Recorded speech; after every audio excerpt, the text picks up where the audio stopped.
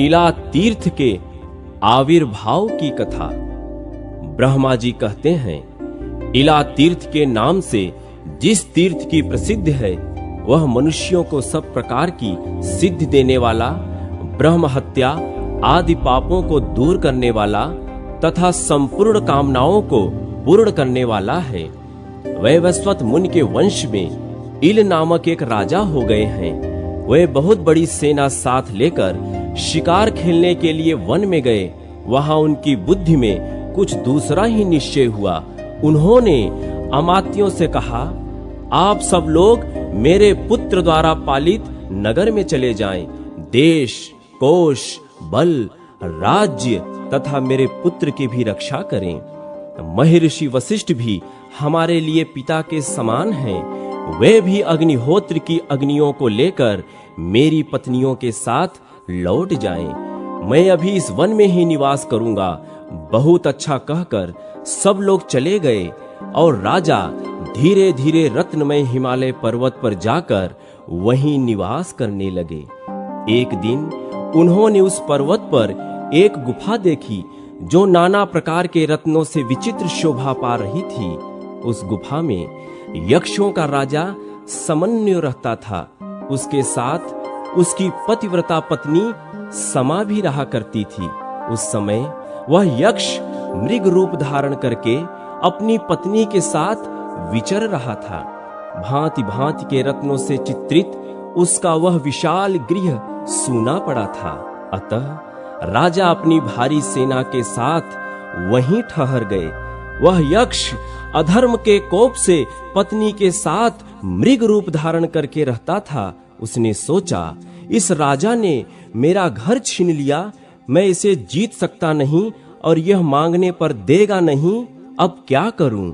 इसी चिंता में पड़कर वह मृग रूप धारिणी अपने पत्नी से बोला, कांते, इस राजा का मन मृग्या के व्यसन में आसक्त है। यह कैसे विपत्ति में फंसे, इसके लिए कोई उपाय सोचो। मेरा विचार है कि तुम मनोहर मृगी का रूप धारण करके इसके सामने से निकलो और इसे अपनी ओर आकृष्ट करके किसी तरह अंबिका वन में पहुंचा दो। उसके भीतर प्रवेश करते ही यह राजा स्त्री हो जाएगा। भद्रे, यह काम तुम ही कर सकती हो, मेरे लिए यह उचित न होगा। यक्षिणी ने पूछा, नाथ, अंबिका वन तो बड़ा सुंदर है, तुम उसमें क्यों नहीं जा सकते? यदि तुम भी चले जाओ तो क्या दोष होगा, यह हमें ठीक ठीक बताओ। यक्ष ने कहा, एक समय पार्वती ने एकांत बैठे हुए भगवान शंकर से कहा, देवेश्वर, स्त्रियों के लिए यह स्वाभाविक इच्छा होती है कि उनकी रति क्रीड़ा सदा गुप्त रहे। इसलिए मुझे ऐसा नियत स्थान दीजिए जो आपकी आज्ञा से सुरक्षित हो। मैं स्थान वही चाहती हूँ जो उमावन के नाम से प्रसिद्ध है। उसमें आप गणेश, कार्तिकेय और नंदी के सिवा जो कोई भी प्रवेश करेगा वह स्त्री हो जाएगा। शंकर जी ने प्रसन्न होकर कहा, ऐसा ही हो, इसलिए उमा के उस वन में मुझे नहीं जाना चाहिए। अपने स्वामी का यह वचन सुनकर इच्छानुसार रूप धारण करने वाली वह यक्षिणी विशाल नेत्रों वाली मृगी बनकर राजा के सामने आई। यक्ष वहीं ठहर गया। राजा ने मृगी को देखा। मृगिया में तो उनकी आसक्ति ही थी। मृगी पर दृष्टि पड़ते ही वे अकेले घोड़े पर जा बैठे और उसका पीछा करने लगे। वह धीरे धीरे राजा को अंबिका वन तक खींच ले गई। जब घोड़े पर बैठे ही बैठे उमा वन में प्रविष्ट हो गए, तब यक्षिणी ने मृगी का रूप छोड़कर दिव्य रूप धारण कर लिया और अशोक वृक्ष के नीचे खड़ी हो राजा को देखकर हंसने लगी। पति की कही हुई बातों को याद करके वह राजा से बोली, सुंदरी इला, तुम अकेली अबला घोड़े पर चढ़कर पुरुष के वेश में कहां जाती हो? किसके पास जाओगी? उसके मुख से इला शब्द सुनकर राजा क्रोध से मूर्छित हो उठे और यक्षिणी को डांटकर मृगी का पता पूछने लगे। यक्षिणी ने पुनः कहा, इले, इले, अपने आप को अच्छी तरह देख तो लो, फिर मुझे मिथ्यावादिनी या सत्यवादिनी कहना। तब राजा ने देखा, उनकी छाती में 2 ऊंचे ऊंचे स्तन उभर आए थे। यह मुझे क्या हो गया? यह कहते हुए राजा चकित हो गए। उन्होंने यक्षिणी से पूछा, सुव्रते, यह मुझे क्या हो गया? इस बात को आप ठीक ठीक जानती हैं, अतः बताइए आप कौन हैं, इसका भी परिचय दीजिए। यक्षिणी बोली, हिमालय की श्रेष्ठ गुफा में मेरे पति यक्षराज सामान्य निवास करते हैं। मैं उन्हीं की पत्नी हूँ।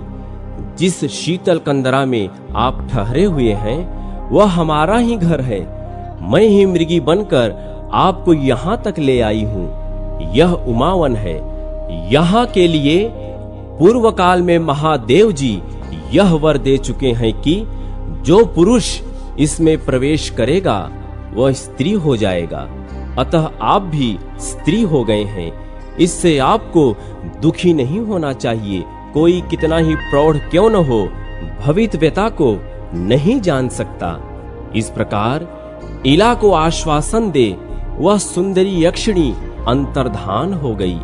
उसने पति से सारा हाल कह सुनाया। यक्ष भी यह सुनकर बहुत प्रसन्न हुआ। इधर इला गाती और नृत्य करती हुई उमावन में ही रहने लगी। वह कर्म की गति का स्मरण करती हुई स्त्री स्वभाव के अनुसार चेष्टा करती थी। एक दिन जब इला नृत्य कर रही थी, बुध ने उसे देखा। वे अपने पिता को नमस्कार करने के लिए जा रहे थे। इला पर दृष्टि पड़ते ही उन्होंने यात्रा स्थगित कर दी और उसके पास आकर कहा, देवी, तू स्वर्ग में रहकर मेरी प्रिया भार्या हो जा। इला ने भक्ति पूर्वक बुध की आज्ञा अभिनंदन करके उसे स्वीकार कर लिया। बुध अपने उत्तम स्थान ले जाकर इला के साथ प्रेम पूर्वक विहार करने लगे। उसने भी सब प्रकार की सेवाओं से पति को संतुष्ट किया। इस प्रकार बहुत समय व्यतीत हो जाने पर बुध ने प्रसन्न हो अपनी प्रिया से कहा, कल्याणी, मैं तुझे क्या वर दूं? तेरे मन में जो प्रिय वस्तु हो उसे मांग ले। इला सहसा बोल उठी, पुत्र दीजिए। बुध ने कहा, यह मेरा वीर्य अमोघ तथा प्रेम से प्रकट हुआ है।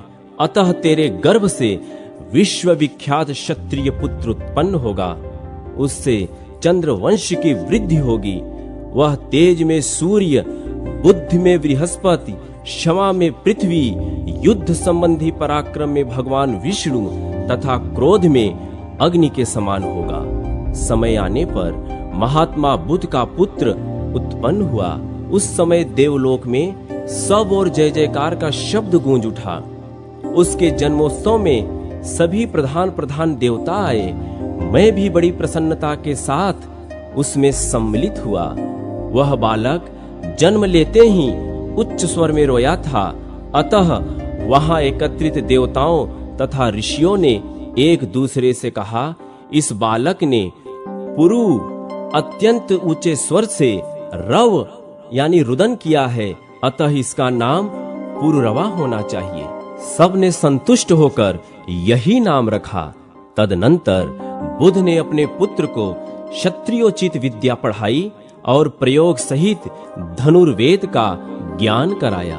पुरुरवा शुक्ल पक्ष के चंद्रमा की भांति शीघ्र ही बढ़कर बड़ा हो गया।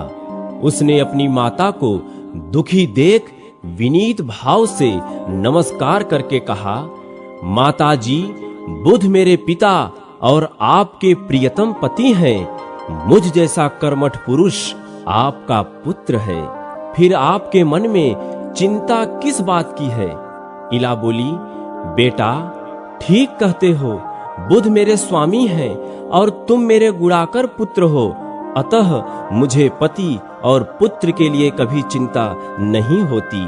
तथापि मेरे मन में पहले का ही कुछ दुख है, जिसका बारंबार स्मरण होने से मैं चिंता में डूब जाती हूँ। पुरुरवा ने कहा, माँ, पहले मुझे अपना वही दुख बताओ।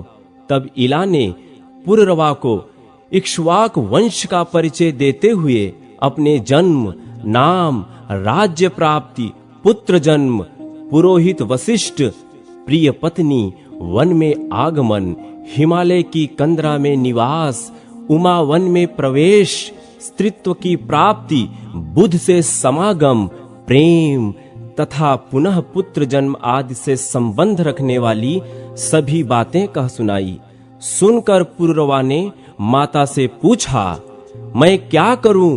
क्या करने से शुभ परिणाम होगा? इला बोली, बेटा, तुम्हारे अनुग्रह से मैं पुरुषत्व की प्राप्ति, उत्तम राज्य, तुम्हारा तथा अन्य पुत्रों का अभिषेक, दान देना, यज्ञ करना तथा मुक्ति के मार्ग का अवलोकन करना आदि सब कुछ चाहती हूँ। तुम अपने पिता बुध के पास जाकर सब बातें यथार्थ रूप से पूछो, वे सब जानते हैं, तुम्हारे लिए हितकर उपदेश देंगे। माता के कहने से पुरुरवा अपने पिता के पास गए और उन्हें प्रणाम करके उन्होंने अपनी माता का तथा अपना कर्तव्य पूछा। बुध ने कहा, महामते, मैं राजा इल को जानता हूँ। उनके इला होने का वृत्तांत भी मुझसे छिपा नहीं है। उमा के वन में आना और उस वन के विषय में भगवान शंकर की आज्ञा का हाल भी मुझे मालूम है। बेटा, भगवान शिव और पार्वती के प्रसाद से इल का शाप दूर हो सकता है। उन दोनों की आराधना के सिवा दूसरा कोई उपाय नहीं है। तुम गोदावरी नदी के तट पर जाओ, वहां भगवान शिव पार्वती जी के साथ सदा विराजमान रहते हैं। वे ही वरदान देकर शाप को नाश करेंगे। पिता की बात सुनकर पुरुरवा बहुत प्रसन्न हुए। उन्होंने माता को पुरुषत्व प्राप्त करने की इच्छा से हिमालय पर्वत, माता, पिता तथा गुरु को मस्तक झुकाया और तपस्या करने के लिए तुरंत ही त्रिभुवन पावनी गौतमी गंगा की ओर प्रस्थान किया। पुत्र के पीछे पीछे इला और बुध भी गए। वे सब लोग गौतमी के तट पर पहुंचे और वहां स्नान करके तपस्या करते हुए भगवान की स्तुति करने लगे। पहले बुध ने, फिर इला ने, तत्पश्चात पुरुरवा ने देवी पार्वती तथा भगवान शंकर का स्तवन किया। बुध बोले, जो अपने शरीर की केसर से स्वभावतः स्वर्ण के सदृश कांतिमान एवं सुंदर दिखाई देते हैं, कार्तिकेय और गणेश जी के द्वारा जिनकी सदा अर्चना होती रहती है, वे शरणागत वत्सल उमा महेश्वर मुझे शरण दें। इला बोली, संसार के त्रिविध ताप रूपी दावा नल से दग्ध होने वाले देहधारी जिनका चिंतन करने से तत्काल परम शांति को प्राप्त होते हैं, वे कल्याणकारी उमा महेश्वर मुझे शरण दें। देव, मैं आर्त हूँ, मेरे हृदय में बड़ी पीड़ा है। क्लेश आदि से मेरी रक्षा करने वाला आपके सिवा दूसरा कोई नहीं है। शरणागत की रक्षा करने वाले आपके जो दोनों परम पवित्र चरण हैं, वे मुझे शरण दें। पुरुरवा बोले, जिनसे इस जगत की उत्पत्ति होती है तथा प्रलय काल में यह सब जिनके ही भीतर लय को प्राप्त होता है, वह संसार को शरण देने वाले जगात्मा उमा महेश्वर मुझे शरण दें। देवताओं के समुदाय में एक महान उत्सव के अवसर पर गिरिराज कुमारी पार्वती ने महादेव जी से कहा था, ईश, आप मेरे दोनों चरण पकड़ें। इस पर शिव जी ने अत्यंत प्रीतिवश पार्वती के जिन दोनों शरणागत पालक चरणों को ग्रहण किया था, वे मुझे शरण दें। यह स्तुति सुनकर उमावर महेश्वर प्रकट हो गए। भगवती उमा ने कहा, तुम लोगों का मनोरथ क्या है? बताओ, मैं उसे पूर्ण करूंगी। तुम्हारा कल्याण हो। तुम लोग कृतार्थ हो गए। जो वस्तु देवताओं के लिए भी दुर्लभ हो, वह भी मैं तुम्हें दूंगी। पुरुरवा बोले, जगदम्बिके, राजा इल अज्ञानवश आपके वन में घुस गए थे। देवेश्वरी, आप उनके उस अपराध को क्षमा करें और पुनः उन्हें पुरुषत्व प्रदान करें। पार्वती ने भगवान शंकर की सम्मत के अनुसार तथास्तु कहकर उन सब की प्रार्थना स्वीकार की। इसके बाद शिव जी ने कहा, राजा इल गौतमी गंगा में स्नान करने मात्र से पुरुष हो जाएंगे।